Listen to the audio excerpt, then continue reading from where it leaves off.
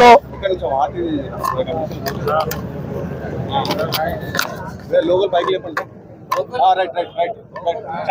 కొడంగల్ ప్రాంతంలో కొడంగల్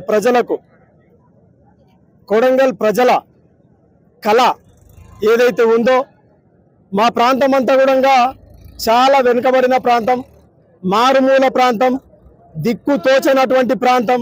మా బ్రతుకులన్నీ కూడా దీన పరిస్థితిలో ఉన్న ఈ కొడంగల్ ప్రాంత అందరి పరిస్థితులు అన్నీ కూడా ఈ ప్రాంతానికి ఎవరైతే అభివృద్ధి చేస్తారో, ఎవరిని ఈ ప్రాంతంలో తీసుకురావాలి, ఎవరు మాకు మద్దతు ఇస్తారో, ఎవరు ఈ ప్రాంతాన్ని భావి తరాలకు పెంచి పెద్దగా చేసి ఈ ప్రాంత అభివృద్ధి కోసం వెన్న ముక్కలాగా నిలబడి ఈ ప్రాంత భవిష్యత్తుని తలరాత మారుస్తారంటని చెప్పే ఉద్దేశంతోన మాకు ఒక దేవునిలాగా దొరికిండు ఈ రేవంత్ రెడ్డి గారు. సంతోషం. చాలా వరాలు ఇచ్చిండు మా ముఖ్యమంత్రి గారు, ఈ ప్రాంత అభివృద్ధి చేస్తానంటని చెప్పేసి మా కళ సహకారం అవుతుందంటని చెప్పి మేము రకరకాలుగా కళలు కన్నాం. మరి 2 సంవత్సరాలు గడుస్తుంది. ఈ కొడంగల్ ప్రాంతం నుంచి నేను ముఖ్యమంత్రి అయితే ఈ ప్రాంతం నా గుండెల్లో పెంటుకుంటా.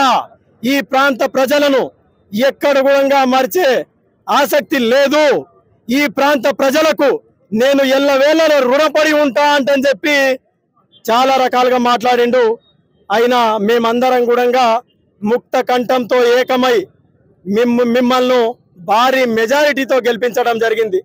నాయనా, నిన్ను గెలిపించినందుకు మా దగ్గర ఈ ప్రాంతం అభివృద్ధి కోసమై పెద్ద ఎత్తున అన్ని కళాశాలలు కానివ్వండి, ఇంటిగ్రేటెడ్ కాస్ట్ హాస్టళ్ళు కానివ్వండి, లేకపోతే ఇక్కడ ఫ్యాక్టరీలు కానివ్వండి పెద్ద ఎత్తున వస్తాయంటని చెప్పి అనుకున్నాం.